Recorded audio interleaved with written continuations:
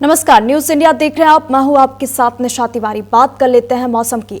आपदा के बाद भटवाड़ी गांव की सड़क बही। भटवाड़ी गांव में आईटीबीपी की टीम धराली की तरफ जा रही है। रेस्क्यू टीम फंसी हुई है। तो आपदा के बाद आपको बता दें, भटवाड़ी गांव की जो सड़क है वो बह गई है। भटवाड़ी में जो टीम है लगातार रेस्क्यू कर रही है। जो लोग फंसे हैं उनको बाहर निकालने का प्रयास कर रही है। तो आपदा के बाद भटवाड़ी गांव की जो सड़क है वो बह चुकी है। भटवाड़ी गांव में आईटीबीपी की जो टीम है लगातार वहां पे जुटी हुई है और धराली की तरफ से जो रेस्क्यू है टीम जो है कर रही है। तो बड़ी खबर आपको बता दें, आपदा के बाद भटवाड़ी गांव की जो सड़क है वो फंसी है। कल आपको बता दें, धराली गांव में बादल फटने से एक बड़ा ही विनाशकारी जो घटनाक्रम है वो हमने देखा। तो उत्तरकाशी के धराली गांव में आपको बता दें, मंगलवार को दोपहर लगभग 1:45 में बादल फटने से भारी तबाही जो है देखने को मिली।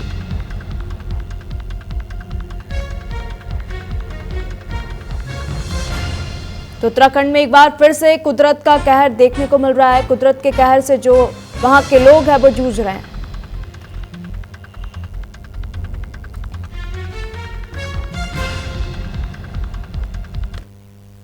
तो वही उत्तरकाशी के धराली में बादल फटने से तबाही हुई। धराली में होटल, घर और बाजार तबाह हो गए। सेना, एसडीआरएफ, एनडीआरएफ, आईटीबीपी का रेस्क्यू काम लगातार जारी है। उत्तराखंड पुलिस के स्पेशल ऑफिसर जो है वहां पर भेजे गए हैं। 2 आईजी, 3 एसपी, 11 डिप्टी एसपी समेत पुलिसकर्मी जो है वहां पर भेजे गए। तो धराली में कल एक बड़ा ही हादसा हुआ। बादल फटने से यहाँ पर सब कुछ तबाह हो गया। तबाही का मंजर भी हमने देखा, किस तरीके से यहाँ पर कुदरत का कहर जो है लोग झेलते हुए नजर आ रहे हैं। हालांकि जो टीम है एसडीआरएफ, एनडीआरएफ की जो टीम है वो वहां पर लगी हुई है और लगातार रेस्क्यू चला रही है। तस्वीरों में आप देख सकते हैं कितना मलबा यहाँ पे गिरा हुआ है। टीम लगातार मलबे को हटाने का भी प्रयास कर रही है।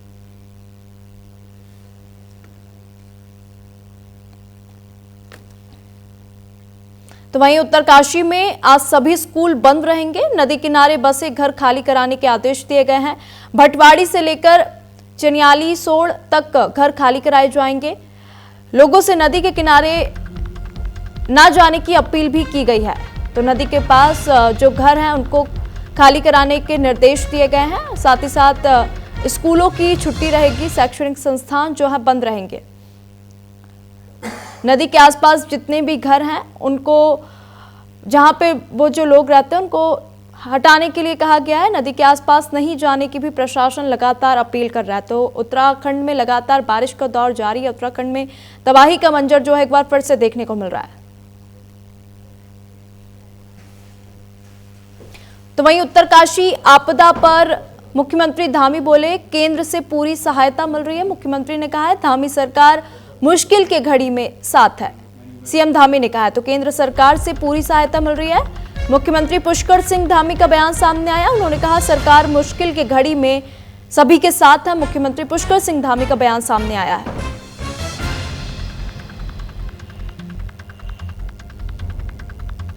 उत्तराखंड में लगातार बारिश का दौर जारी है और ऐसे में मुख्यमंत्री पुष्कर सिंह धामी का बयान सामने आया। उन्होंने कहा कि सरकार लोगों के साथ है।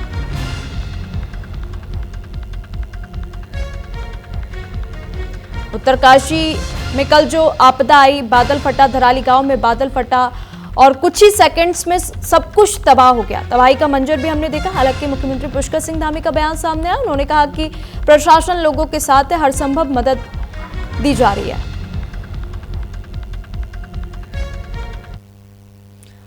तो वहीं हरिद्वार में रेलवे ट्रैक पर भूस्खलन। मनसा देवी पहाड़ी से मलबा रेलवे ट्रैक पर गिर गया। रेलवे ट्रैक पर पहाड़ी से मलबा गिरा है। बड़ी खबर हम आपको बता दें, हरिद्वार में रेलवे ट्रैक के पास मलबा गिरा है। हरिद्वार मोतीचूर के बीच जो रेलवे ट्रैक है वो बाधित भी हुआ है। तो बड़ी खबर आपको बता दें, यहाँ पर भूस्खलन से मलबा गिरा है। हरिद्वार मोतीचूर के बीच रेलवे ट्रैक जो है बाधित हो गया है। हरिद्वार में रेलवे ट्रैक पर भूस्खलन देखने को मिला।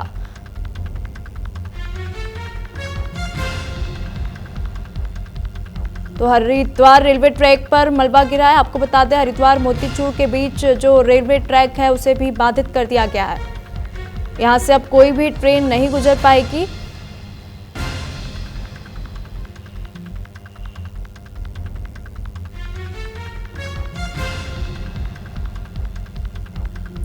तो हरिद्वार के रेलवे ट्रैक पर भूस्खलन की घटना जो है सामने आई है। बड़ी खबर आपको बता दें, हरिद्वार के रेलवे ट्रैक पर भूस्खलन हुआ है, जिस कारण से हरिद्वार की जो रेलवे लाइन है वहां पर लगातार मलबा हटाने को प्रयास भी किया जा रहा है, लेकिन ये जो ट्रैक है ये बाधित है। अब यहाँ पर ट्रेनें नहीं जा सकेंगी। भूस्खलन की तस्वीरें आप देख सकते हैं किस तरीके से हरिद्वार के रेलवे ट्रैक पर भूस्खलन हुआ।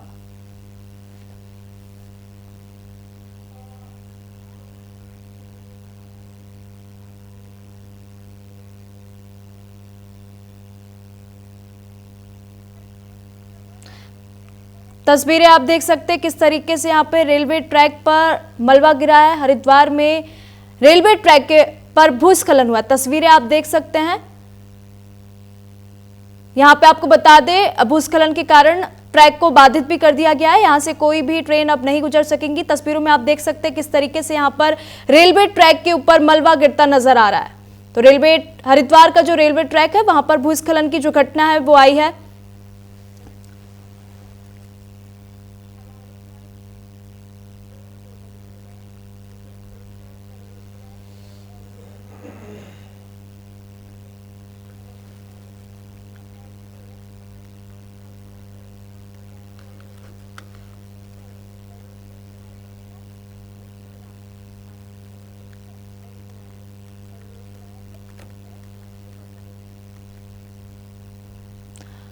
चलिए और जानकारी ले लेते हैं। हमारे साथ हिमांशु और प्रवेश हैं।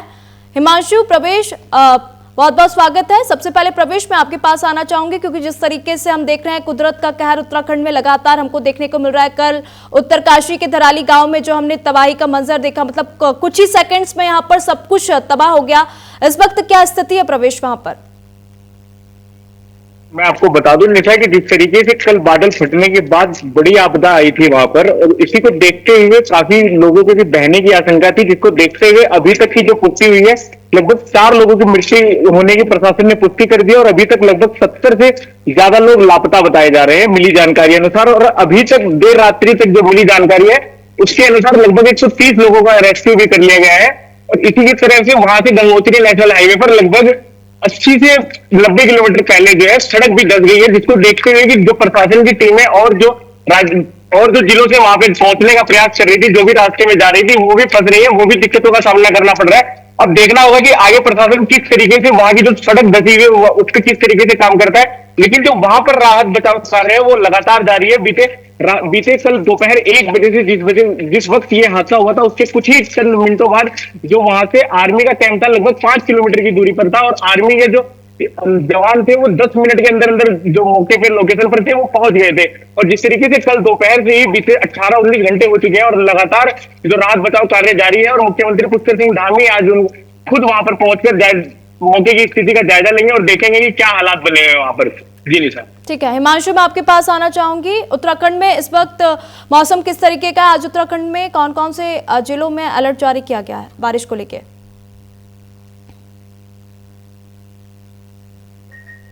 हिमांशु, आप अनम्यूट करिए, आपकी आवाज हम तक नहीं पहुंच पा रही है। हिमांशु, आपको मेरी आवाज आ रही है? जी बिल्कुल। उत्तराखंड की अगर बात करें तो उत्तराखंड में रविवार की रात से जो है लगातार बारिश कहते हैं, जहाँ पर लगातार बारिश देखने को मिल रही है। अगर आज बात समझी जाए तो आज राजधानी देहरादून में ऑरेंज अलर्ट जारी किया गया, उत्तरकाशी में ऑरेंज अलर्ट जारी किया गया। इसके अलावा खौर रेंज नैनीताल और बागेश्वर जहाँ पर ऑरेंज अलर्ट जारी किया गया है, इसके साथ ही साथ येलो अलर्ट जारी किया है। वहीं अगर बात कर ली जाए लगातार हो रही बारिश से, तो अब जो है नदियां उफान पर आ चुकी है। भगीरथी नदी उत्तरकाशी की अगर हम बात करते हैं, भगीरथी नदी अब पूरे उफान पर है। इसके साथ साथ अलकनंदा की अगर बात करते हैं, अलकनंदा नदी भी अब उफान पर है।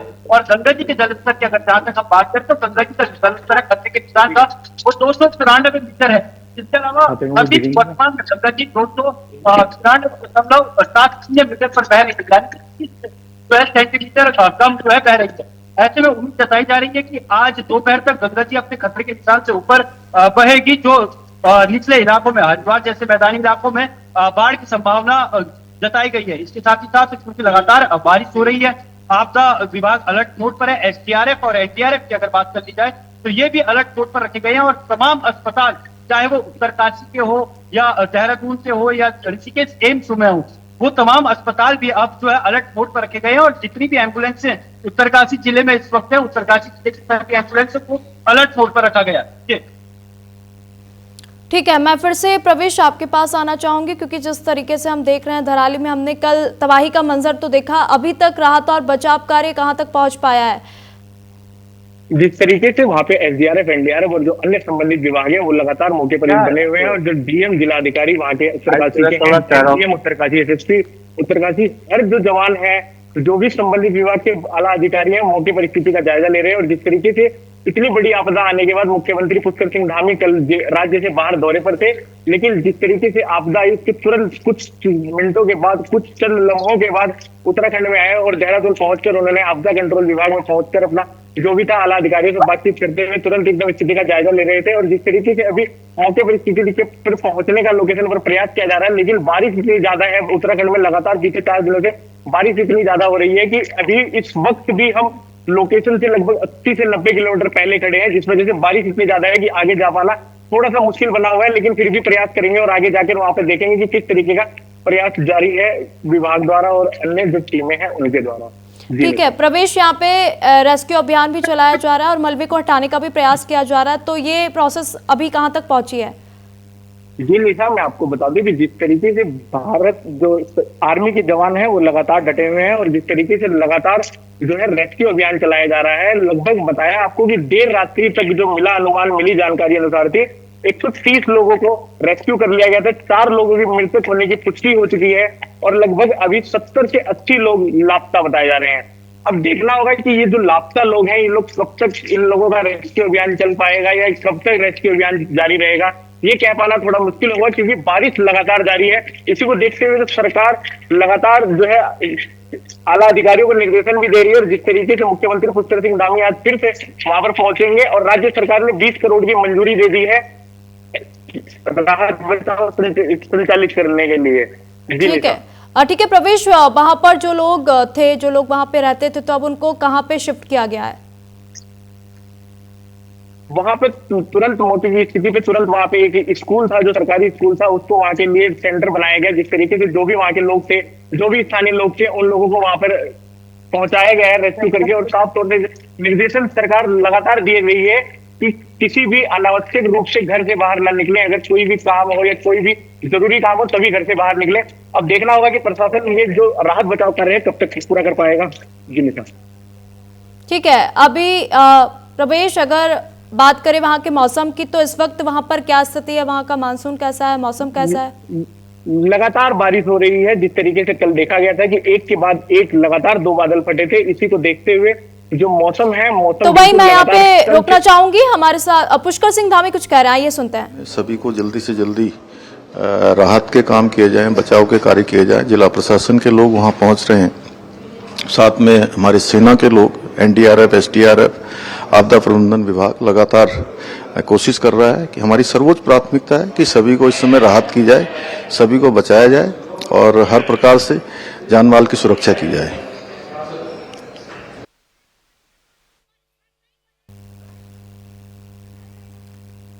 तो प्रवेश, अभी हमने सुना पुष्कर सिंह धामी ने भी कहा कि लगातार वहां पे सुरक्षा व्यवस्था पहुंचाई जा रही है, लोगों के साथ जो सरकार है वो खड़ी हुई है। प्रवेश, मैं बात कर रही थी वहां के मौसम की, तो मौसम वहां का कैसा है अभी फिलहाल, क्या स्थिति है मौसम को लेकर?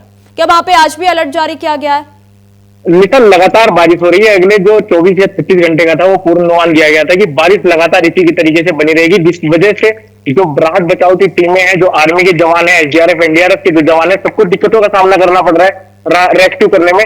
लेकिन जो इस वक्त अगर ये बारिश ना होती तो रेस्क्यू करने में थोड़ी सी आसानी हो जाती। क्यों? क्योंकि हेलीकॉप्टर का लाभ मिलता है, जिस वजह से लोगों को, और जिस तरह से उत्तराखंड सरकार ने भारत सरकार से 2 MI और 1 यूनिट की भी मांग की थी, लेकिन ये बारिश इतनी ज्यादा पड़ रही है जिस वजह से इतनी दिक्कतों का सामना करना पड़ रहा है। अब देखना होगा कि ये अगर बारिश थमी तो ये कहना मुश्किल नहीं होगा कि जो राहत बचाव कार्य है उसमें थोड़ी सी आसानी आ जाएगी। लेकिन अगर बारिश इसी तरीके से चलती रही तो राहत बचाव कार्य में जो भी वहां पे जवान बने हुए हैं उनको काफी दिक्कतों का सामना करना पड़ रहा है। और अगर बारिश थोड़ी सी भी हल्की थमती है तो जो चिनूक विमान है वो जब पहुंचेगा यहाँ पर, तो ये कहना गलत नहीं होगा कि चिनूक विमान पहुंचने के बाद जो यहाँ का राहत बचाव कार्य है वो बहुत तेजी से देखने को मिलेगा। बिल्कुल। जी निशा। ठीक है, हम हिमांशु के पास सीधे चलते हैं। हिमांशु, इस वक्त उत्तराखंड में किस तरीके का मौसम है? कौन कौन से जिलों में रेड अलर्ट जारी किया गया है, कौन कौन से जिलों में ऑरेंज अलर्ट जारी किया गया है? देखिए सर, सबसे पहले तो दो खबरें जो है, अब बड़ी खबरें जो है सामने निकल कर आ रही है। एक ये कि सरकार द्वारा केदारनाथ यात्रा को पूरी तरीके से रोकने के आदेश दिए गए हैं, और दूसरा गंगा जी का जो जलस्तर है वो बढ़ चुका है और खतरे के निशान से ऊपर जो है गंगा जी अब बह रही है। ये दो बड़ी खबरें, यानी कि मैं आपको यहाँ पे रोकना चाहूंगी। मुख्यमंत्री पुष्कर सिंह धामी कुछ कह रहे हैं, लेकिन ये और बड़ी हो सकती थी। लेकिन आज जो ये धराली गांव है, हमारा आखिरी गांव है, सीमांत गांव है। इससे कुछ दूरी पर एक मेला था, आज स्थानीय मेला था, और बड़ी संख्या में लोग वहां गए हुए थे। उसकी वजह से कुछ लोग अपनी जान बचा पाए। अभी मौत का आंकड़ा क्या है वो तो बाद में पता चलेगा, क्योंकि लोग गांव से आए हुए होते हैं, टूरिस्ट आए हुए हैं, और बताने वाले जिस तरह से होटल्स वहाँ पर ढहे हैं, तो बताने वाले भी हैं कि नहीं हैं, एक बड़ा भारी विषय है। इसमें थोड़ा समय लगेगा, लेकिन बहुत ही दुखद है। और अब तो ये भी कह सकते हैं हम कि भाई जो लोग नहीं रहे उनके परिवारों के प्रति हमारी शोक संवेदना है। सेना बिल्कुल 3 किलोमीटर की डिस्टेंस पर वहाँ पर सेना की छावनी है हरसिल में, और हरसिल से 3 किलोमीटर आगे गंगोत्री की तरफ ठीक ये स्थान है जहाँ पर ये आपदाई है। और निश्चित रूप से बादल फटने की घटना है, क्योंकि वहाँ ऊपर कोई भी झील नहीं है। मुझे जानकारी है वहाँ के बारे में, तो कोई झील या कोई पानी का ऐसा पौंड वहाँ पर नहीं था। तो ये तो सुनिश्चित है कि वो बादल ही फटा है वहाँ पर, और उसके कारण ये इतना बड़ा हादसा हो गया है। एनडीआरएफ की टीम, माननीय गृह मंत्री जी से अभी हम लोग उनसे हमने जानकारी ली, तो एनडीआरएफ की टीम वहाँ पर गई है। जो हमारी एसडीआरएफ है ऑलरेडी वहाँ पहुँच चुकी है। सेना बिल्कुल नज़दीक थी, सेना वहाँ पर पहुँच गई है, और स्थानीय प्रशासन भी वहाँ पर, जब ये हादसा लगभग 1:30 बजे के करीब ये हादसा हुआ है, तो स्थानीय प्रशासन भी वहाँ पर सक्रिय है।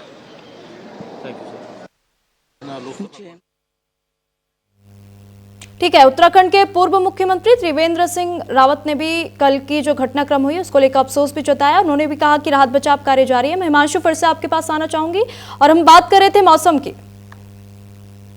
देखिए, निश्चित रूप से उत्तराखंड में मौसम की बात की जाए तो मौसम को लेकर देहरादून में ऑरेंज अलर्ट किया गया है। इसके अलावा उत्तरकाशी, टिहरी, पौड़ी और चमोली में जो है ऑरेंज अलर्ट घोषित किया गया है। वहीं नैनीताल और बागेश्वर में भी ऑरेंज अलर्ट घोषित किया गया है। इसके अलावा तो बाकी क्षेत्र जैसे हरिद्वार की हम बात करते हैं या फिर उधमसिंह नगर की हम बात करते हैं, तो यहाँ पर जो है येलो अलर्ट जारी किया गया है। तकरीबन 7 से 9 ऐसे जिले हैं उत्तराखंड में इस वक्त जहाँ पर ऑरेंज अलर्ट और येलो अलर्ट जारी किया है। इसके साथ ही साथ तकरीबन 10 ऐसे जिले हैं जहाँ पर आंगनबाड़ी से लेकर और 12वीं तक के स्कूलों को आज बंद करने के आदेश किए गए हैं। उनमें देहरादून, पौड़ी, उत्तरकाशी, उधमसिंह नगर, चंपावत ऐसे जिले हैं जहाँ पर साफ तौर पर निर्देश दिए गए हैं कि भारी बारिश की चेतावनी के चलते जो है आज जो है स्कूलों को बंद रखा जाएगा। इसके अलावा एसडीआरएफ की जो डिस्ट्रिक्ट लेवल पर उनको अलर्ट मोड पर रहने को कहा गया है। सध्या तूफान पर नदी किनारे जितने भी लोग रह रहे हैं उनको लगातार जो है सूचित किया जा रहा है कि अलर्ट रहे और लगातार अनाउंसमेंट नदियों से छूट रहे हैं।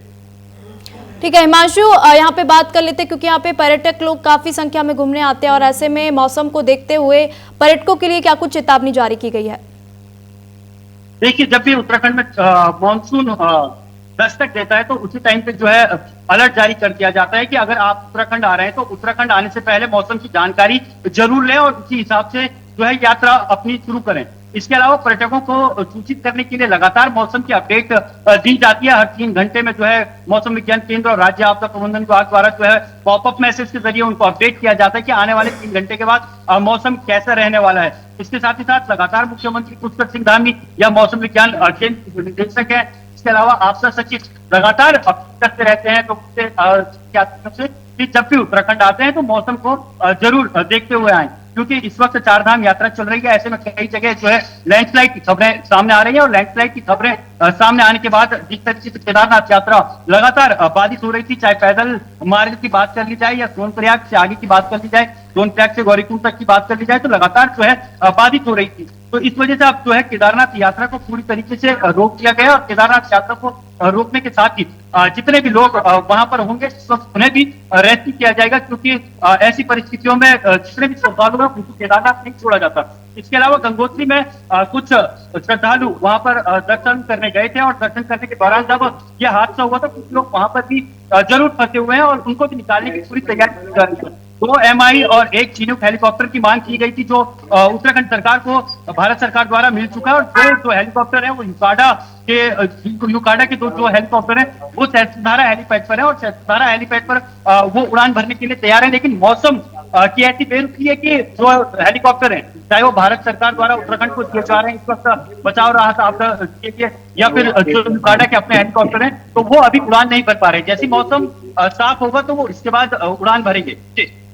ठीक है, मैं प्रवेश आपके पास आना चाहूंगी। प्रवेश, जो कि जिस तरीके से कल हमने एक बड़ी तबाही, एक बड़ा मंजर देखा, किस तरीके से कुछ ही सेकंड्स में सब कुछ तबाह हो गया, ऐसे में अस्पतालों की क्या स्थिति है? जो आपदा में लोग घायल हुए हैं उनको इलाज वहां पर मिल पा रहा है, या फिर वहां पर भी अफरा तफरी का माहौल है? नहीं, ऐसा नहीं है कि अफरा तफरी का माहौल है। जो भी यहाँ पे सरकारी अस्पताल हो या जो भी निजी अस्पताल हो, सबको अलर्ट पे कर दिया गया था प्रशासन द्वारा, और साफ तौर से निर्देशन दे दिए गए थे कि जो भी इस तरीके के लोग हैं, जो मरीज, मतलब जो भी दबे हुए आपदा में जो भी फंसे हुए लोग आएंगे, इनका तुरंत से तुरंत इलाज किया जा रहा है। और जिस वजह से कोई ऐसा भी है जिसका इलाज वहां पर नहीं हो पाएगा, उसको प्रशासन द्वारा तुरंत वहां से एम्स ऋषिकेश भी भेजने की तैयारी पूर्ण रूप से कर ली गई है। और साफ तौर से ये कहना गलत नहीं होगा कि जो प्रशासन है, प्रशासन बिल्कुल सचेत खड़ा है, और बिल्कुल एकदम प्रशासन एकदम नाक से नाक लगाकर पूर्ण रूप से जो है राहत बचाव कार्य लगातार जारी है। और ये देखना होगा कि आगे आने वाले समय में कब तक ये राहत बचाव कार्य जारी रहेगा। ठीक है प्रवेश और हिमांशु, आप हमारे साथ बने रहिएगा।